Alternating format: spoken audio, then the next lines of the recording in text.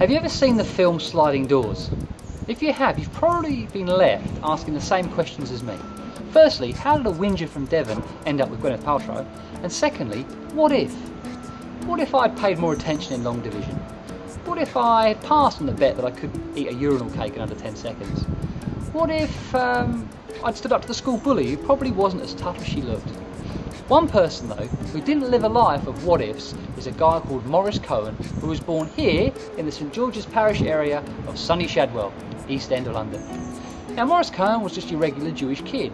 He'd run around the back streets, play in the alleyways and get up to a bit of mischief. Now his mischief evolved into petty crime, pickpocketing and what have you, and he eventually got sent to an industrial school for young offenders, where he spent his teenage years. On being sent out of this school, his wise dad thought, I think I'll get you out of this area, Sonny Jim, staying out of trouble, and sent him to Canada to live with a relative. He learned how to farm, he learned how to shoot, and he learned how to box from his days in the East End.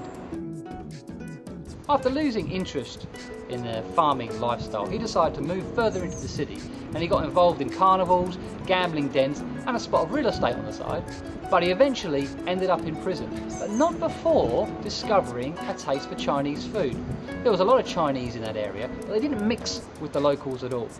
On being released from prison and finding himself in a Chinese restaurant one day, he came across an altercation between the Chinese restaurant owner and the local. Now, being a bit of a heavy, he jumped in and helped out the restaurant owner who was being beaten up. And in this turn of events became a bit of a hero amongst the local Chinese community. One thing led to another, and he eventually became very friendly and started to develop an interest in their political situation. In particular, their involvement with a man called Sun Yat-sen, who was the leader of the nationalist movement in China.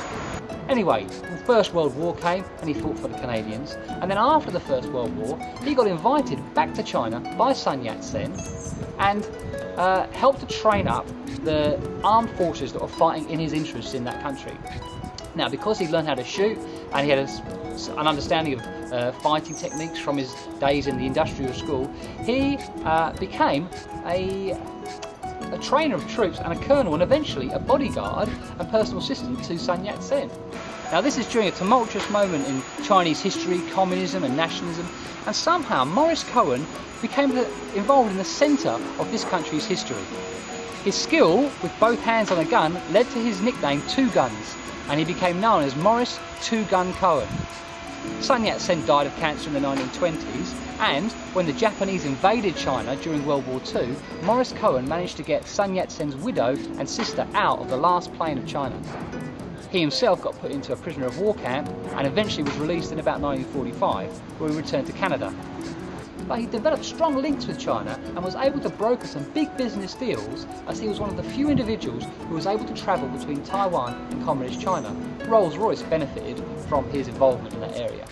He eventually ended up in Salford in Manchester, where he died at the ripe old age of 90. I think that's an amazing story.